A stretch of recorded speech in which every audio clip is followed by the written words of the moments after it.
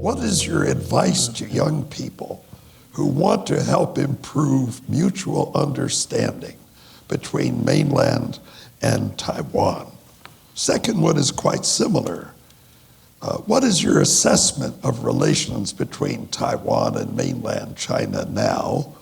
And it's written by a graduate student studying law at NYU, I'm proud to say. Well, I think this is a good question.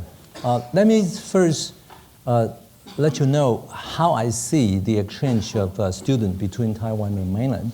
I'm sure you all are aware of a very important war in Europe, the Prussia-Franco War of 1870. And of course, France lost the war, and their casualties about 6 times that of Prussia. And France actually ceded 2 provinces to Prussia, the Pulushi, Alsace and Lorraine. So the story happened in the province of Alsace.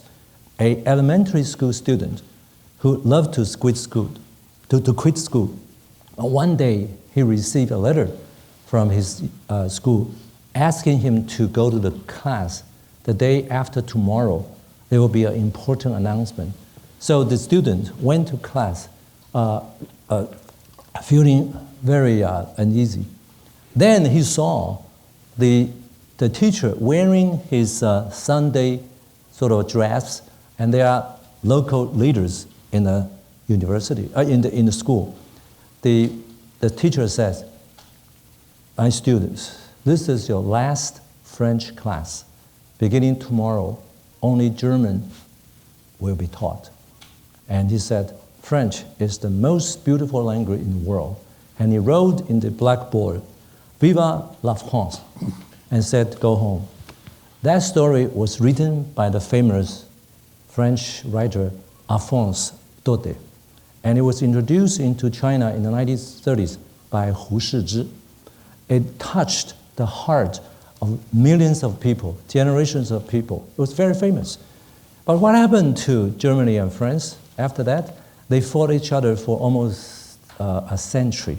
So after World War II, the visionary leaders of 2 sides decided, we got to do something different.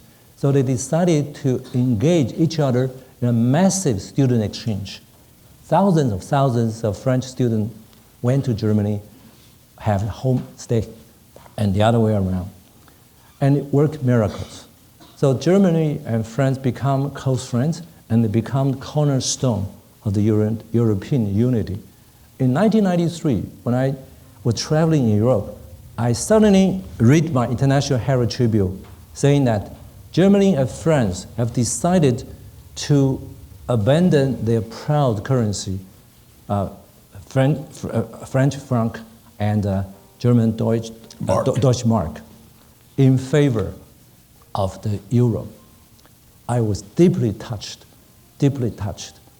because for me, it was just saying it's impossible. These 2 countries are so proud of their currency, and they decided to do that. And that makes this European unity possible.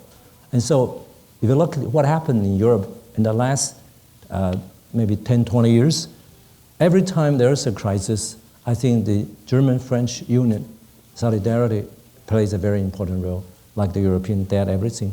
So that gave us a very important lesson.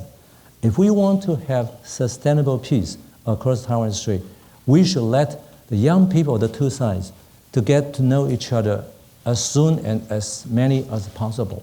So I was the one, more than 10 years ago, to open up our doors to many students.